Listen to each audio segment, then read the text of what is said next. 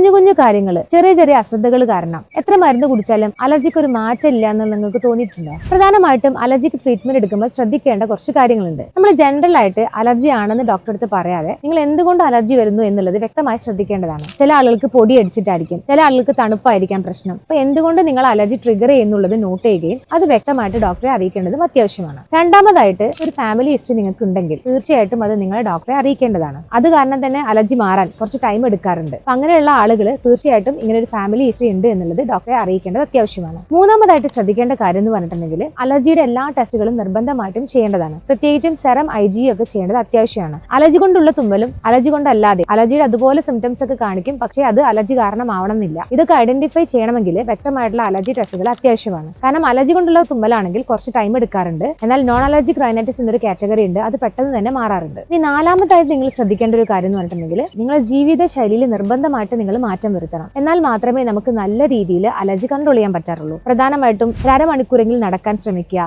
Yoga, meditations, breathing exercise ഒക്കെ കൂടുതലായിട്ട് ചെയ്യുന്നത് അലർജിക്ക് വളരെ എഫക്റ്റീവ് ആയിട്ട് കാണാറുണ്ട്. അടുത്തതായിട്ട് ശ്രദ്ധിക്കേണ്ടത് വളരെയധികം സ്ട്രെസ് അനുഭവിക്കുന്ന ഒരാളാണെങ്കിൽ തീർച്ചയായിട്ടും അതിന് പ്രത്യേകിച്ച് കാരണങ്ങൾ എന്തെങ്കിലും ഉണ്ടെങ്കിൽ അല്ലെങ്കിൽ സ്ട്രെസ് റിലേറ്റ് ചെയ്തിട്ട് നിങ്ങൾ അലർജി കൂടുന്നുണ്ടെങ്കിൽ നിങ്ങൾ കൺസൾട്ട് ചെയ്യുന്ന ഡോക്ടറെ അടുത്ത് തീർച്ചയായിട്ടും അത് അറിയിക്കേണ്ടത് അത്യാവശ്യമാണ്. കാരണം അലർജിയുടെ ട്രീറ്റ്മെന്റിനോടൊപ്പം തന്നെ നിങ്ങൾക്ക് സ്ട്രെസ്സിനുള്ള ട്രീറ്റ്മെന്റ് തരാനും ഡോക്ടർക്ക് പറ്റുന്നതാണ്. വളരെ ചെറിയ കാര്യങ്ങളായിട്ട് തോന്നുമെങ്കിലും ഇത്തരം കാര്യങ്ങൾ കൂടി ശ്രദ്ധിച്ചിട്ടുണ്ടെങ്കിൽ നിങ്ങളുടെ അലർജി നല്ല രീതിയിൽ കൺട്രോൾ ചെയ്യാൻ പറ്റുന്നതാണ്. നിങ്ങൾക്കും ഇതുപോലെ ചെറിയ ചെറിയ കാര്യങ്ങൾ വിട്ടുപോകാറുണ്ടോ, അശ്രദ്ധ വരാറുണ്ടോ? എന്നാൽ താഴെ കമന്റ് ചെയ്യൂ.